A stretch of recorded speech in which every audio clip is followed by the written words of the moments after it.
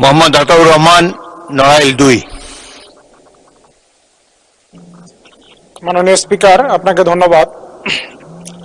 মুক্তিযুদ্ধ সম্পূর্ণটাই আমার কাছে ইতিহাস, কারণ 1 দশক পরে তার জন্ম হয়েছিল আমার। মুক্তিযোদ্ধাদের সাথে কথা বলে যেটা আমি দেখেছি, মতবিনিময় করে দেখেছি, বিগত সরকারের সময় মুক্তিযোদ্ধাদের জন্য ঋণ প্রকল্প চালু করা হয়েছিল। সেই ঋণ প্রকল্পের সাথে মোটা অঙ্কের একটা সুদের পরিমাণও ছিল, সম্ভবত 12% সুদ নিয়ে তাদেরকে ঋণ দেওয়া হতো।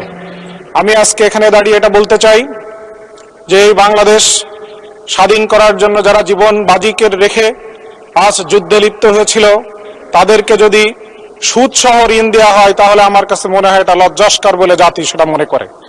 সেজন্য আমি আজ এখানে আপনার মাধ্যমে মাননীয় মন্ত্রী মহোদয়ের কাছে সবিনয়ে জানতে চাই যে বর্তমান সরকার এই মুক্তিযোদ্ধাদের পড়ন্ত বেলায় এসে সুদের এই বোঝা থেকে তাদেরকে মুক্ত করে সুদবিহীন ঋণ দানের কোনো পরিকল্পনা আছে কিনা।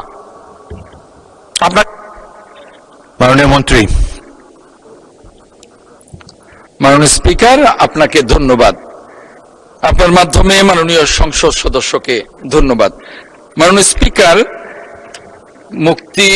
বীর মুক্তিযোদ্ধাদেরকে যে সুদ সহ ঋণ দেওয়া হয়েছে, এটা আগে দেওয়া হয়েছে। এই সুদবিহীন ঋণ মুক্তিযোদ্ধাদেরকে দেয়া হবে কিনা এই বিষয়টি এর আগে যেহেতু এরকম কোনো আবেদন আসেনি, সেই জন্যে এই বিষয়টি আমরা এই বিষয় নিয়ে কাজও করিনি।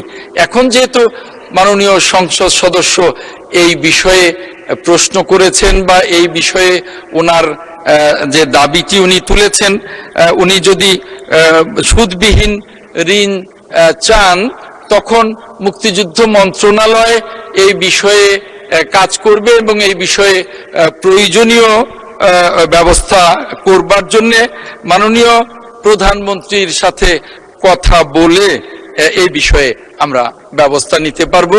আপাতত এখনো এই বিষয়ে আমাদের বিবেচনায় এখনো কিছু নেই। মাননীয় স্পিকার, আপনাকে ধন্যবাদ।